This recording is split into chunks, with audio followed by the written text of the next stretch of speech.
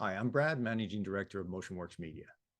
And today I want to walk you through kind of the how-to video series on the employer branding strategy handbook that we created. This is a really meaty handbook that we created to kind of give people a comprehensive overview of what they should be focusing on with employer branding. So today I want to talk about point 2, identifying your target audience. And again, this is really important to know what type of candidates you're looking for, but also, what type of candidates are attracted to your brand or your culture. And that's really what it's about. If you know what type of candidates you want to work at your company, you have to build your employer branding strategy around those people, right? And they're called like personas, right? So you're creating that ideal candidate and how to attract that ideal candidate to your brand and to apply directly, right? So the first key is really identifying, core components of what type of candidates you're looking to attract, right?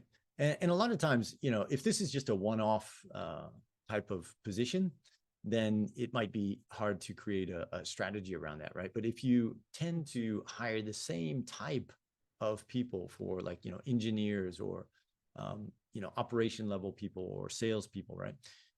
If you tend to hire a lot of those type of people, that's the kind of people that you should be catering to, and that's how you should be building your candidate persona around those types of positions. And I think one important component of identifying your target audience is you have to align it with what type of people are in the market right now, right? You have to be able to have the platform to be able to attract young talent that can develop into those type of people that you want to develop, right? And you have to have the systems in place to develop them.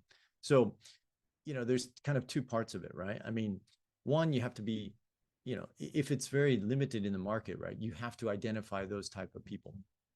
So identifying the type of people or the potential candidates that you want to attract, right, that maybe aren't applying directly or aren't coming through agencies, you really have to zero in on what type of person would be interested in joining your company and build content around that type of candidate.